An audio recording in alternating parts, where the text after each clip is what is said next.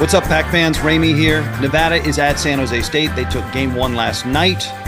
A victory tonight for the Pack, combined with a Fresno State loss, gives the regular season championship in the Mountain West to the Wolfpack.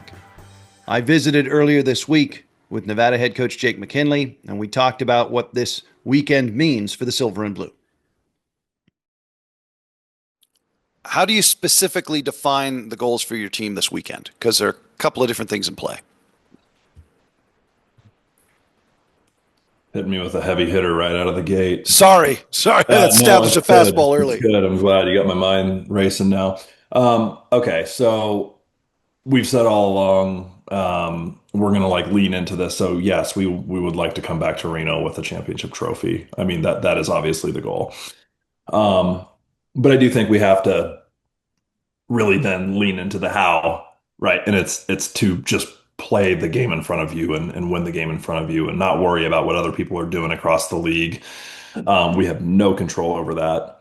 And we are playing a team that is scrappy. They are playing well and they won a series in Reno. So we have our work cut out for us and we know that. But yeah, that is our goal, is to come back with a trophy to add to the case in Legacy Hall. Let's talk about how you guys won the weekend against the Aztecs, because the loss Friday night could have been, maybe should have been, if it were a different team, more demoralizing. Hmm. You guys shook it off. Yeah, I mean, and I think we've talked about it, through the course of a baseball season at every level, there's going to be teams that would say, hey, this game and this game and this game are games we should have won and we didn't. And then at the same time, there's games that you probably shouldn't have won, but you found a way to win. And I do think like it kind of evens itself out over time. So it's ironic, and I think it like speaks a little bit to like just my own growth as a coach. When I left the field Friday, I didn't feel too demoralized. Because my thing with our players is, hey, all I ever ask is you just give it your best effort and you're good teammates, and they did those things. You know what I mean? And kudos to San Diego State. They ambushed a couple first pitch sliders or cutters and found a way to tie it up, and they got a big hit when they needed it, and that's baseball. But if you just look back a week ago, we won a couple games that maybe we shouldn't have won. So it really comes back to the bigger picture, and I really tried to lean into that. Like when that game ended Friday, I remember I walked into the office and one of the other games in the conference was on our TV and it was going in our favor. And I immediately, I clapped because it's like, hey, if the standings are exactly the same after tonight, it's no different than if we would have won and they would have won. So it was really just like being intentional at trying to find the positives in it. And we had a team meeting on Saturday. One of our players played the guitar in the team meeting. And it segued into the message of like, hey, like, remember what our goals were at the beginning. It's all in front of us, and we would have signed up for this, irregardless of what happened last night. All right, two things. Shout out Mountain West Network. Thanks for the plug. And second of all, who's playing guitar? Can you divulge? Yeah, so it was Ryan Oak. So I walked into the All locker room right. to start the meeting, and there was a guitar on the ground. I said, "Whose guitar is this?" And Oaks raised his hand, and I said, "You want to play?" So he sat in a high chair in front of the team and played some Red Hot Chili Peppers, and it was a good way to start the meeting. So. Um, Yeah, it just kind of a reminder, hey, we're all people here and we're not just baseball players. Actually, I've heard Donovan Ratfield can kind of pick up a guitar and play any song too. Okay, I've been covering baseball a long time. It's the first time I've heard about it in a team meeting, right? Yeah. Why is Jake McKinley's Wolfpack like that? And why are you guys so conducive to the flowering of your humanity within the context of a baseball season? Yeah, that's funny. I was talking to my parents about this when we were walking out to their car after the Sunday game, and I turned 40 this year. And when I turned 40, I don't know what it was. Like, when you're growing up and you have birthdays, people are always like, does it feel different? And it's always like, no. And I don't know what it was. It wasn't immediate, but like sometime after turning 40, I feel like perspective on things has really changed for me. How I coach has probably changed for me quite a bit. Just because I remember I asked ChatGPT, is 40 middle-aged? And it said yes. So I was like, okay, so I'm like officially middle-aged. Yeah. Um, and I look back at a lot of my coaching career, and there's been a lot of like great moments and a lot of success, but I probably have spoiled a lot of moments over the years, because I have failed to look at exactly what you just said, just like sort of the humanity piece of the roster and the players. And I didn't know that about Ryan Oakes. I didn't know he played guitar. And he said he had never played in front of a group, so he was kind of like nervous and shaking, and he crushed it. It was really cool. Um, but I feel like our time on Earth is borrowed, and our time that we get to be baseball people, whether we're coaches or players, is borrowed. And the one thing I know is you're going to have like some pretty crushing defeats, and you're going to have some pretty like awesome victories, but you can control, I don't know, the treatment of people and the enjoyment that you're intentional about having. So I probably sound a little bit preachy, but I know for me, just like as a coach, that's really changed over the years. And especially this year, it's just like things that would probably get my blood boiling in the past, not so much. Have you thought about taking an early lead and holding it as a path to victory? An early lead and holding it. Yeah, as Oh, opposed right, to, it seems you guys, right. I mean, I would like it. I thought that, I mean, obviously we went down 1-0 on Sunday, but we did grab that lead in the third and kind of hung you on got it to it. back quick. But yeah, I mean, I'll tell you what, like being behind and then coming back, I will never get used to it. Sure. I will never say that it's a sustainable way to win. But I will say, when we do fall behind, like I always feel pretty confident, like that the group is going to find a way to get it done.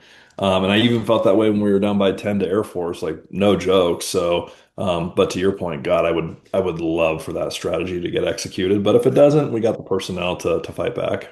So that I had a feeling you were going to say that, and we talked a little bit about it last week. But by the time you get to this kind of advanced point in the season, if the team's any good, and this one very clearly is in first place with 3 to go, there's such an understood identity, not only as far as like style of play and competitive character, but like, oh, if you're down one or two late, like Billy Ham's going to get on base or Sean Yamaguchi's going to get a hit. Like there is you understand maybe your starters, even if they're not great, are probably going to keep you in the game. Nobody's really going to have, you know, chances are your pitchers are going to keep you competitive, right? Like there is that kind of baseline confidence just judging by what has transpired to this point in the season. Do you feel that kind of comfort or confidence in the moment in the dugout? I do. And, if you kind of look through the course of the season, and I talked about this early in the year, like certain players are always going to get like more publicity and they're going to get more praise publicly, right? But if you look through the course of the season, we've had a lot of people do some pretty special things, and it's very underappreciated. Like I think that Jace Doby is like maybe the most underrated player in the Mountain West. You know what I mean? So like obviously he had the walk off the other day, which was great. Mm-hmm.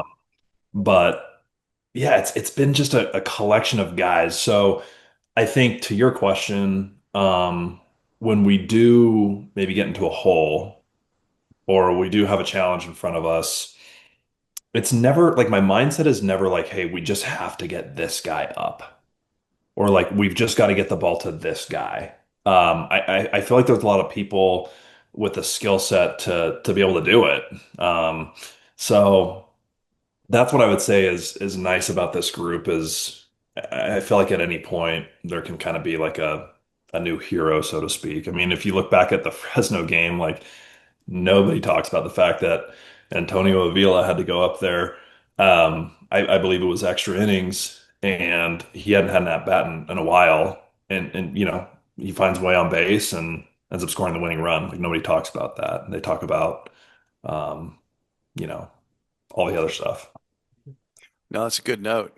Um, I know you guys want to win a championship for the regular year, but you also, the path to the NCAA tournament, for better or for worse, goes through the Mountain West tournament. And speaking from personal experience, I've covered a number one seed regular season champion Nevada team that did not win the tournament.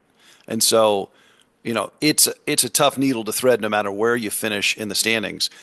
Will that factor into who you rest, specifically guys who have been maybe a little banged up in the San Jose State series? I don't think so. Okay. Just because I will say, we have a great path to clinch the 1 seed. The path to winning the conference outright, it's not that easy of a path. Like we got to win 2 out of 3 on the road. That's hard to do at any place in this conference. And the one thing I heard somebody say the other day, which I believe is very true, is nobody can ever take away like a conference regular season championship from you. You have that for the rest of your life. And what's so interesting about the tournament is our conference tournament is going to last about 100 hours, start to finish, all the games. Um, a conference championship in the regular season I think it's reflective of your body of work from August up until mid-May. Like, I think, I'm not saying one's better than the other, but I do think like winning your conference regular season championship is just so special because it honors a large body of work. Where a tournament, like we will do everything we can to win the tournament. We will, but everybody else will too. And I've been a part of conference tournaments. I've been victorious in some, and I've been non-victorious in others. And one thing I've learned is like they really just come down to like who plays well in this specific window, and that's playoff baseball, obviously in a nutshell. But yeah, we're going to do everything we can to win the conference for sure in the regular season. He's Nevada head coach Jake McKinley. The Wolfpack plays game 2 tonight at 6 o'clock at San Jose State. Tune in to Zach Bash on the call, AM 630 Fox Sports Radio in Northern Nevada, or on the VarsityNetwork.com and the Varsity Network app. Hope you enjoyed the conversation with the skipper. We'll talk to you soon. Peace.